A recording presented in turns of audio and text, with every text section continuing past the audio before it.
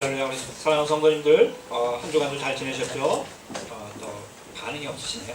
네, 좀 추우신가요? 외로우신가요? 네. 이제 외로움 탈 수 있는 이제 그런 절기입니다. 네, 늘 밖이 더 화려할수록 또 우리가 더 상대적으로 비교를 하게 되니까 그런 것 같습니다. 우리 예수님께서 우리 안에와 계신 줄 믿습니다. 또 우리 가운데, 우리 이 사이에 또 우리 주님께서 함께 계십니다. 또 우리 주님께서 이 공간 안에 충만하게 성령으로 임재해 계신 줄 믿습니다. 그러므로 여러분이 혼자 있을 때 더 예수님 깊이 만날 수 있어요. 번잡한 가운데 있는 것보다 또 여러분들이 우리 형제자매들하고 같이 있었을 때 주님을 더 깊이 경험할 수 있습니다. 왜냐하면 형제자매들 안에 계신 주님께서 나와 또 함께 만나주시고 내 안에 계신 주님을 또 우리 형제자매들과 함께 만나게 하는 이런 놀라운 은혜가 있는 것입니다. 예배 가운데 계신 우리 주님은 더 놀라운 은혜가 있는 줄 믿습니다. 우리 다 같이 옆에 계신 분들 손을 살짝 잡아주면서 주님이 우리와 함께 계십니다. 다 같이 축복하겠습니다. 축복합니다. 주님이 우리와 함께 계십니다. 네, 나중에 알게 돼요. 말로만 하시면 감동이 없는 분들. 네.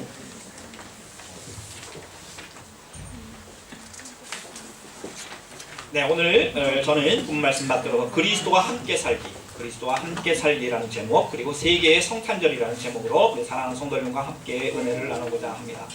오늘 말씀 가운데 있습니다. 우리 주님께서 십자가에 돌아가신 것은 그 돌아가시는 그 사건 그거를 위해서 오신 게 아니라 우리와 함께 영원토록 살기 위해서 오셨다고 말씀하고 있습니다. 대강절은 우리 한국말로는 강림절이라고도 하고 대강절이라고도 하고요, 대림절이라고 하고 그러는데 아무튼 여러 가지 의미가 있지만은 이제 간절한 기다림에, 그리고 오시는 우리 주님을 간절히 기다리는 그런 의미가 있습니다. 어느 누군가의 말처럼 기다림이라는 것은 참 간절한 것입니다. 기다림에 간절함이 만약 빠져 있다면 그것은 진짜 기다림이 아닐 것입니다. 기다림의 간절함 뒤에는 또한 그 사람 혹은 대상에 대한 간절한 그리움이 있다는 것입니다.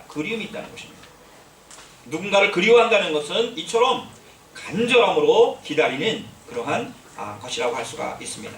대강절 매년 맞이하는 그런 절기지만 이미 오신 우리 주님, 기다림이라는 것은 미래형입니다. 그렇지만 우리들은 이미 2000년 전에 오신 그 예수님을 또한 우리는 사모하는 것입니다. 이미 오신 예수님을 기다린다는 것은 모순 같아 보입니다. 그렇죠? 이미 오신 예수님을 또 뭐 기다릴 필요가 있는가? 이미 오신 예수님을 기다린 사람은 없습니다. 이미 오신 예수님은 이미 또 우리 마음 가운데 이미 와 계시기 때문에 우리가 더 이상 기다릴 필요가 없어 보이는 것입니다. 오늘 2017년 오늘 12월 10일 사랑하는 우리 예수님은 어디에 계십니까? 네, 이제 우리 어진 자매님 누군가를 간절히 기다리고 있을 것인데, 지금 자매예요? 예수님이 아니고 제가 지금 김어진 자매라고 그랬네?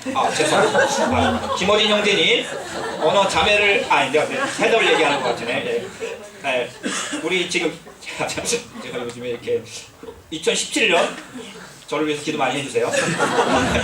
2017년 오늘 우리 예수님은 어디에 계십니까? 여기. 그렇죠. 여기 계시다고 간단하게 얘기했습니다. 2017년 전에 이 세상에 오신 예수님은 지금 어린 형제님 바로 옆에 계신가 봐요. 근데 2000년 전에 오신 예수님, 2000년 전에 오신 예수님 33세를 사시고 돌아가셨습니다. 아주 청년의 때 돌아가신 것이죠. 그렇다면 우리 예수님 지금 어디에 계실까요? 그 베들레헴, 예루살렘 그 무덤에 지금도 계신가요? 만약 우리 예수님께서 베들레헴에서 태어나셨다가 또한 예루살렘 골고다에서 돌아가신 것으로 모든 것이 끝났다면 우리들의 성탄절과 대강절은 아무런 의미가 없는 영원한 과거형일 수밖에 없을 것입니다. 그렇다면 우리들은 과거에 오신 예수님만을 기억하고 그분이 오신 시간과 공간을 우리는 기념하며 기억할 뿐일 것입니다. 많은 사람들이 지금 이제 베들레헴이나 또 이제 예루살렘을 순례하고 있을 것입니다. 서양 사람들도 지금 화려하게 장식해 놓은 그러한 천사들, 우리 뉴른베르, 동방박사, 또한 목자, 마국관, 마리아와 요셉, 그리고 1+1로 산타 할아버지, 정말 많은 것들이 지금 과거의 한 사건 속에 드러났던 것들이 지금 우리를 주변에서 지금 사로잡고 있습니다. 과거형의 성탄절만을 기억하고 기념한다면 우리는 정말 그렇게 또한 한 즐거운 하나의 명절로서의 성탄절을 지낼 수 있을 것입니다. 우리는 세계의 성탄절 가운데 이 과거의 성탄절을 가장 많이 지금 큰 명절로 즐거워하고 있는 것 같습니다. 예수님이 빠져도 상관없습니다. 그런 명절은. 왜? 과거의 성탄절이기 때문에. 예수님이 빠져도 낯설지 않은 성탄절을 보낼 수도 있는 것입니다. 세상 사람들을 그렇게 보내고 있습니다. 성탄절 카드에서 우리 아기 예수님 찾기가 너무 어려워진 것은 이미 우리가 너무너무도 잘 알고 있습니다. 그럼에도 불구하고 2000년 전에 과거형으로 오신 예수님, 그 사건은 너무너무 또한 소중한 사건이라는 것을 우리가 기억을 하게 되는 것입니다. 2000년 전에 만약 우리 예수님께서 오시지 않았다면, 과거의 사건으로 오시지 않았다면 또한 우리의 구원은 이루어지지 않았을 것입니다. 우리를 구원하시기 위해서 오신 예수님, 하나님의 가장 크신 그러한 사랑의 사건이었다고 할 수가 있습니다. 우리는 이것을 세계의 성탄절 가운데 첫 번째 과거형의 성탄절이라고 부르고 싶습니다. 두 번째 성탄절로는 영원한 현재형의 성탄절이 있습니다.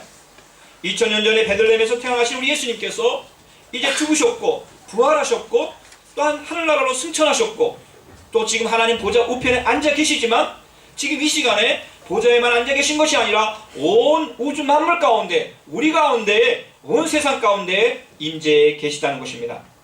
이것을 루터교에서는 이제 레알 프레젠스라고 이야기를 합니다. 실제적인 프레젠스, 실제적인 임재. 주님께서 온 만유 위에 함께 하신다는 것입니다. 공재하신다는 것입니다. 그러므로 하늘에 승천하신 예수님께서 보좌하에서 온 우주 만물에 계시고 성찬 가운데 계시고 예배 가운데 계시고 성도들의 일반적인 삶 모든 곳에 우리 주님께서 함께 하신다는 것입니다. 루터교 사람들은 이것을 이제 믿음으로 받아들이고 있습니다. 오늘 본문에서 바울은 아주 중요한 말씀을 합니다. 이 말씀을 우리가 질문과 대답 형태로 바꾼다면은 그리스도께서 우리를 위하여 죽으신 것은 우리가 깨어있든지 자고 있든지 그리스도와 함께 살게 하시려는 것입니다. 이것을 질문형으로 바꾼다면 예수 그리스도께서 왜 죽으셨는가? 예수 그리스도께서 왜 죽으셨는가라는 질문을 묻게 되고 바울은 바로 그것은 우리가 살아있든지 죽어있든지 깨어있든지 자고 있든지라는 것은 살아있든지 죽어있든지라고 말씀할 수 있습니다. 그리스도와 영원토록 함께 살게 하시라는 것이다. 그리스도께서 죽으심으로 영원한 죽음의 그 지옥으로 밖에 갈 수 없는 우리들을 영원한 생명의 하나님 나라로 옮기시고 영원토록 하나님과 우리 예수님과 살게 하기 위해서 우리 예수님께서 돌아가셨다는 것입니다. 그리스도와 함께 살기 위해서. 그러므로 우리는 살았든지 죽었든지 깨어있든지 자고 있든지 우리의 모습이 어떠하든지 예수 그리스도가 나의 주님이시라면 내 안에와 계시다면 우리는 그분과 영원토록 함께하는 함께 사는 그러한 은혜가 있는 줄 믿습니다. 이것을 우리가 굳게 잡아야 하는 것입니다. 이 말씀을 이제 사도 바울 선생님이 하셨을 때 우리는 2000년 전 사건이지만 데살로니가 교회 성도들에게는 20년 전의 사건이었습니다. 그러나 우리 예수님께서 십자가에 돌아가신 그 사건이 이미 예수님께서 돌아가셨다고 한다면 20년과 2000년의 시간 차이는 없어지는 것입니다. 이제 그 시간이라고 하는 것은 영원한 시간으로, 시간이 아니죠. 영원한 곳으로 이제 차원이 달라져 가는 것입니다. 데살로니가 교회 성도들이나 2000년 후에 우리들에게나 예수님 죽음 이후의 시간으로서는 다 그 의미가 영원 속으로 들어가 있기 때문에 똑같은 것입니다. 그러므로 우리를 위해서 돌아가신 우리 주님은 데살로니가 교회 성도들과 함께 계실 뿐만 아니라 2000년이 후는 우리에게도 또한 함께 계시는 것입니다. 우리들 가운데 우리들과 더불어 우리들 위에 임재해 계신 것입니다. 누구든지 예수 그리스도를 하나님의 아들로 구주로 주님으로 영접한 사람들과 우리 주님은 영원히 살아 계시는 것입니다. 바로 지금 이곳에 지금 살아 계신 것입니다.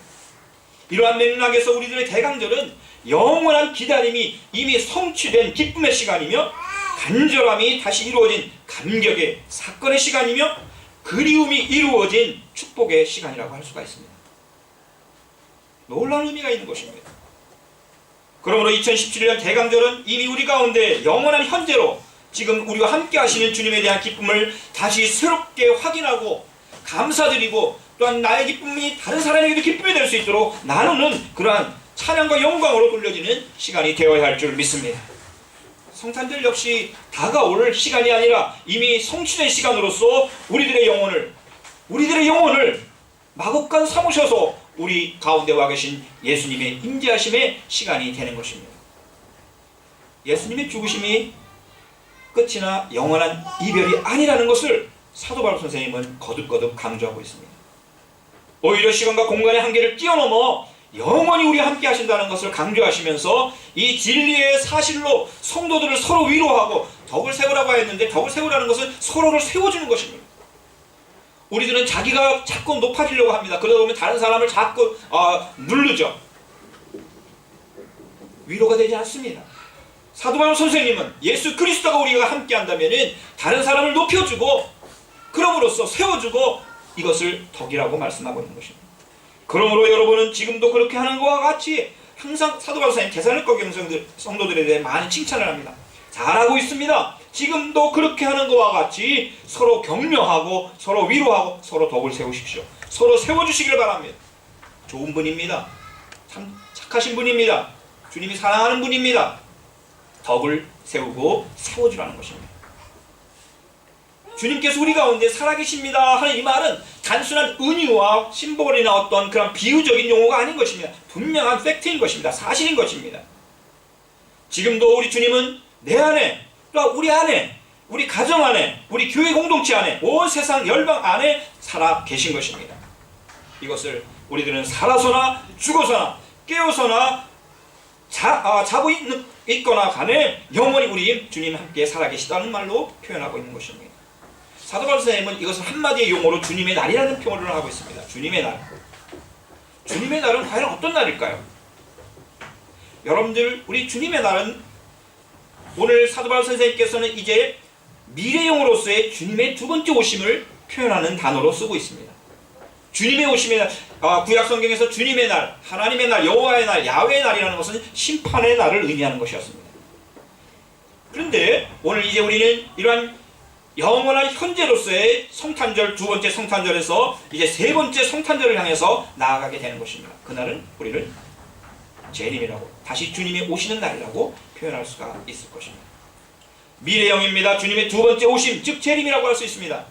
다시 주님께서 태어나는 것은 아니시기 때문에 다시 오심이라고 우리 칭할 수 있습니다. 세 번째 의미의 성탄절이라고 할 수 있습니다.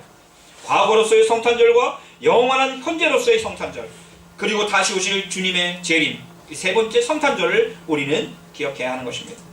이 셋은 마치 삼일체 하나님께서 서로 깊이 연결되어 있는 것처럼 각각의 의미를 갖고 있지만 또한 하나인 것을 보게 되는 것입니다. 우리를 온전히 구원하시는 우리 예수님께서 태어나심으로 시작된 예수님의 놀라운 구원의 그 사건이 이제 예수님의 재림을 통해서 우리의 구원이 완성되는 것입니다. 우리의 구원은 다 완성됐습니다. 그러나 아직 아닙니다. 언제 완성되느냐? 주님께서 세 번째 그 재림, 성탄절인 재림 때 우리의 구원이 완성되는 것입니다. 바울은 데살로니가 교회 성도들에게 주님의 날로서의 재림에 대해서 간절히 말씀하고 있습니다. 비유적으로 말씀하고 있습니다. 여러분, 주님이 언제 다시 오실지 여러분들에게 더 쓸 필요가 없겠습니다. 여러분들 알 필요가 없습니다. 정확한 날짜를 여러분들이 알기로 하는데 그것은 하나님만이 아신다는 것입니다. 어떻게 오시느냐? 도둑처럼 온다는 것입니다. 주님의 날이 밤에 도둑처럼 올 테니까 여러분들 그 사실은 잘 알고 있지 않습니까? 사람들이 평안하다, 안전하다, 살만하다 하고 할 바로 그때에 아기를 가진 한 여인이 아기가 낳을 그 해산의 고통 이 오는 것과 같이 갑자기 멸망이 그에게 닥칠 것이니 그것을 피하지 못할 것입니다. 여러분들 아기들 예정일날 태어난 아기들이 있나요? 저쪽에 딱 그 의사가 참 신기하네. 아무튼 다 얘기하지만 애기들이 그렇게 꼭 12월 25일 온다고 그래가지고 오질 않습니다. 태어나지 않습니다. 어떤 애기들은 3개월 먼저 태어나는 아기도 있어요. 그러면 또 우리 기도 제목이 돼가지고 또 어떤 아기들은 조금 1개월 더 있다 나오고 싶다고 그래가지고 그런 분들이 있죠. 여러분들 아기가 언제 올지 모릅니다. 그러므로 산모들은 늘 아기를 보호하면서 하루하루 지내는 것입니다. 그와 같이 우리 주님께서 오실 것이라는 것입니다. 이 도적이 오는 날, 도둑처럼 온다는 날이 부정적인 의미가 아니라 아주 비밀스럽게 그러나 간절히 기다리는 사람들은 준비할 수 있는 그러한 것으로 온다는 것입니다. 주님께서 언제 다시 재림하실지 모르기 때문에 그 기다림과 간절함과 그리움이 있고 거기에 하나 더 깨어 있으라는 것입니다. 영적으로 깨어있으라는 것입니다. 늘 주님을 의식하고 주님과 교제하며 주님이 나와 함께 계심을 기억하라는 것입니다. 정신 차리라는 것입니다. 깨어있으라는 것입니다. 성령의 기름을 채워 어둠을 밝히는 빛을 준비하라는 것입니다. 지혜로운 다섯 처녀와 같이 준비하라는 것입니다. 빛이 있으면 도둑이 와도 알아볼 수가 있고 도둑은 빛이 있는 곳에 오지 않습니다.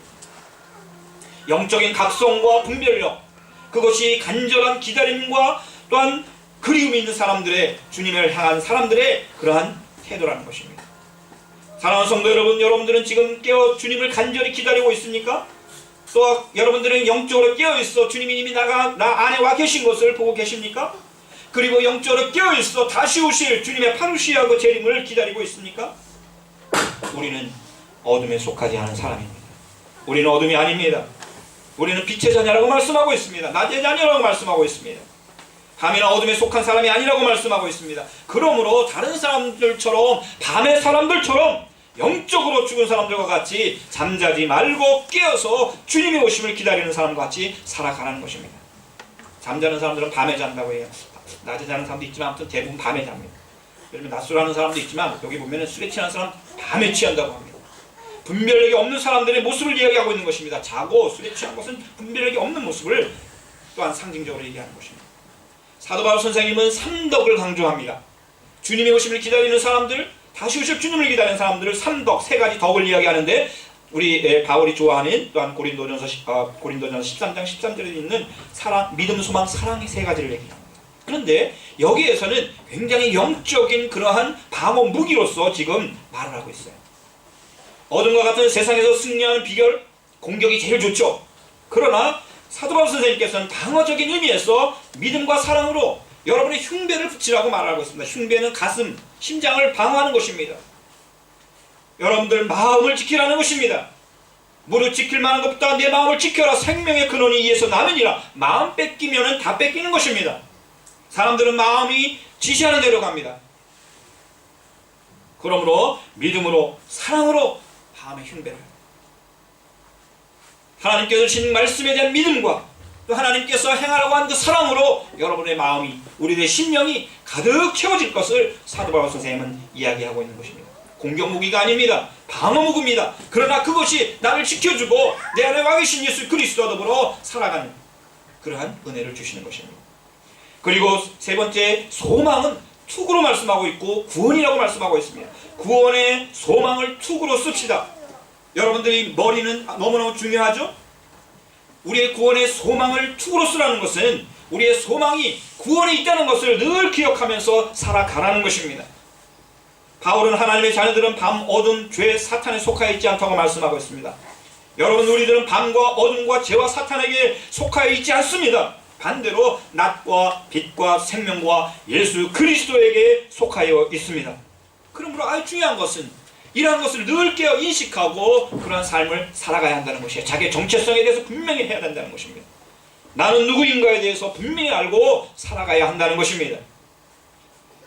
영원한 구원에 대한 소망, 이미 이루어주셨지만 아직 이루어지지 않은 그 구원을 향해서 소망을 가지고 우리가 날마다 정진해 나가야 한다는 것입니다. 우리 하나님께서는 우리를 심판이나 지옥이나 하나님의 진노 가운데 놓아두지 않으셨습니다. 오늘 9절 말씀 보면은 하나님께서는 우리를 진노하심에 이르도록, 하나님의 진노 앞에 설 자가 아무도 없죠. 그렇게 정하여 놓으신 것이 아니라 우리 주 예수 그리스도로 말미암아, 우리 주님으로 말미암아, 우리 성탄절에 오신 우리 예수님으로 말미암아 구원을 얻도록 정하여 놓으셨습니다. 여러분들 어디 여행 갈 때 여러분들 이미 다 집을 예약해 놓고 가죠? 거기 가서 집 찾는 사람 없죠? 부킹닷컴 딱 쳐면은 제일 싼 거, 제일 좋은 집 찾아서 여러분들 그렇게 예약을 해놔야지 그 다음부터 마음이 어떻습니까? 좀 평안해서 이제 그때까지 쉴 수 있죠. 마찬가지입니다. 여러분들, 우리가 이 세상에서 모든 것이 끝나는 것이 아닙니다. 영원한 하나님 나라에 하나님께서 여러분을 위해서 구원을 다 정해놓으시고 예약해 놓으신 줄 믿습니다. 이 소망을 가지고 살아가는 거예요. 내가 지금 당장 죽어도 나는 하나님 나라에, 저 천국에 이미 내가 예약이 되어서 들어갈 수 있다는 그 믿음이 있어야 하는 것입니다. 이것이 우리가 대강절과 성탄절의 의미로 깊이 묵상해야 될 말씀인 것입니다. 주님께서 이렇게 이것을 위해서 십자가에 돌아가셨다는 것입니다. 영원한 하나님 나라에 들어갈 그날을 미리 맛보며 지금 이미 오셔서 또 우리 가운데서 역사해 주신다는 것입니다. 우리는 과거의 성탄절과 영원한 현재로서의 성탄절, 그리고 그러한 것으로서의 주님의 임재하심, 현재적 임재, 그리고 미래에 다가올 우리 주님의 다시 오실 그 재림을 기다리는 세 번째, 세 가지 성탄절을 기다리는, 또한 경험하는 우리들이 되어야 할 것입니다. 바로 우리들은 이제 우리 주님과 더불어서 주님의 과거와 현재와 미래를 살아가는 존재들이라는 것입니다. 2017년 대강절 두 번째 주일에 그리스도와 함께 사는 것이 무엇인지를 새롭게 경험하고 감사하며 믿음, 소망, 사랑으로 깨어있는 우리 사랑하는 성도님들이 다 되시기를 예수님의 이름으로 간절히 축원을 드립니다. 아멘.